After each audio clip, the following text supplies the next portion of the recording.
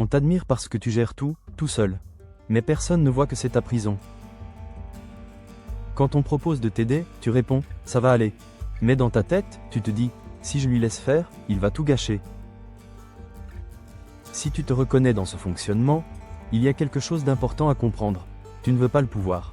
Tu veux juste ne plus jamais être trahi. Ce besoin de tout gérer n'est pas une qualité. C'est un mécanisme de survie qui est en train de t'épuiser. Si tu ne lâches pas prise, ce n'est pas par orgueil. C'est parce que ton cerveau associe « déléguer » à « danger ». On va voir ensemble ce que ton cerveau essaie de protéger derrière ce réflexe. Et pourquoi c'est ce qui sabote tes relations aujourd'hui. Regarde bien ce qui se passe quand tu fermes les yeux. C'est un bruit de fond permanent.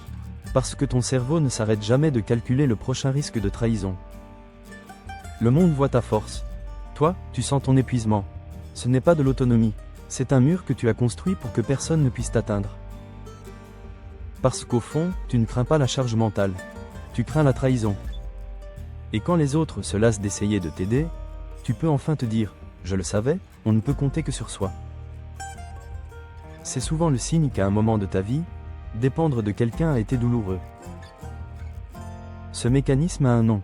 C'est une blessure qui ne saigne pas, mais qui dicte chacun de tes choix, la blessure de trahison. Cette blessure ne vient pas seulement d'un grand événement. Elle se construit souvent dans de petites expériences répétées où la confiance est fragilisée. Un enfant qui attend qu'on tienne une promesse, et qui voit qu'elle ne sera pas tenue. Un adulte qui dit une chose, puis agit autrement. Ou dont son comportement change sans prévenir, un jour rassurant, et le lendemain froid ou absent. Pour un enfant, ces expériences peuvent être profondément déstabilisantes.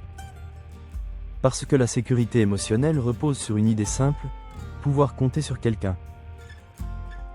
Lorsqu'il ne peut plus compter sur personne, ton cerveau trouve une solution radicale. Ne plus laisser y entrer qui que ce soit. C'est ainsi que tu as appris à être hyper autonome. Ce mécanisme de survie est devenu ta seule identité.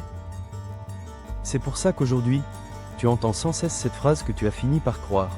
De toute façon, avec toi, on ne peut rien faire, tu gères déjà tout. Mais ce qu'il ne voit pas, c'est que ce n'est pas de la force. C'est ton armure.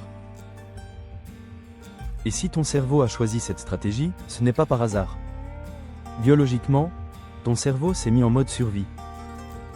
Ton amygdale, la sentinelle des émotions, est devenue hypersensible. Elle scanne chaque regard, chaque silence, à la recherche d'une trahison. En réaction, ton cortex préfrontal prend le relais. Il planifie tout, anticipe tout, contrôle tout. C'est pour ça que tu es si organisé et responsable. Ce n'est pas un trait de caractère, c'est ton cerveau qui essaie de rendre le monde prévisible pour ne plus jamais être blessé. Mais il y a un prix à payer, parce que tout gérer seul demande énormément d'énergie, et c'est ici que l'on arrive à une vérité difficile à admettre. Les personnes qui disent le plus souvent « je gère » sont souvent celles qui ont appris très tôt qu'on ne viendrait pas les aider. Et le plus triste, c'est qu'elles pensent que c'est normal de tout porter seul. Une habitude invisible qui empoisonne encore leur relation à l'âge adulte. Peut-être que tu reconnais déjà certains de ces réflexes dans ton quotidien. Par exemple, une difficulté à déléguer. Ou cette irritation immédiate quand quelqu'un fait les choses différemment, parce que tu as l'impression de perdre le contrôle.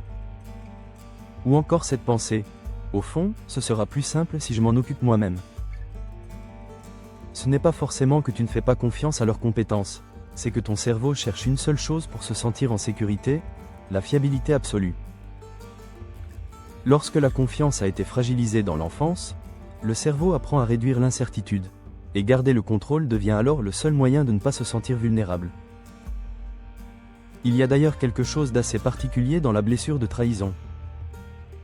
Les personnes qui en souffrent ont souvent un grand besoin de fiabilité dans leurs relations. Elles aimeraient pouvoir compter sur les autres, mais leur cerveau leur crie que c'est trop risqué. Mais comme leur confiance a été fragilisée, une partie d'elles préfère garder le contrôle pour éviter une nouvelle déception.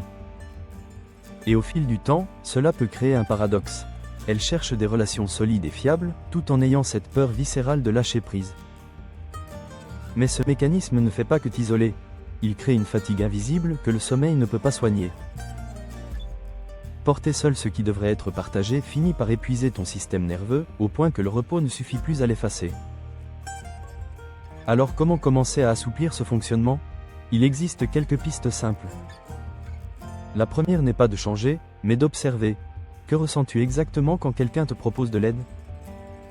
La prochaine fois que quelqu'un te demande « Tu veux un coup de main ?», ne réponds pas tout de suite. Observe ce qui se passe en toi. Est-ce que tu sens une tension immédiate? Une envie de dire « non » avant même d'avoir réfléchi? Simplement, le fait de remarquer cette réaction est déjà une première étape. Parce que mettre de la conscience sur un réflexe, c'est commencer à reprendre le pouvoir sur lui.